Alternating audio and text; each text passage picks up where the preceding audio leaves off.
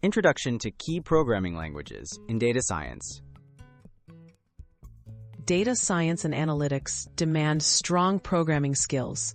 Both beginners and seasoned professionals benefit from mastering specific languages that enable data manipulation, analysis, modeling, and visualization. Knowing which languages are most essential sets the foundation for a successful career in this dynamic field. Python, the universal data science language. Python is widely considered the primary language for data science and analytics.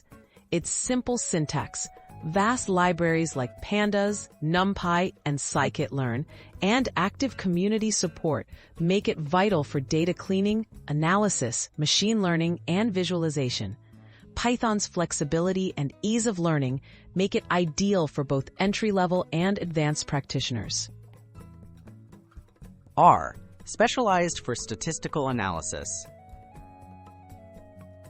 R is renowned for its powerful tools in statistical analysis, data visualization, and reporting. Favored by statisticians and data analysts, R offers a vast selection of packages such as ggplot2 and dplyr. Beginners interested in statistics or academic research often benefit from starting with R alongside Python. SQL, managing and querying data.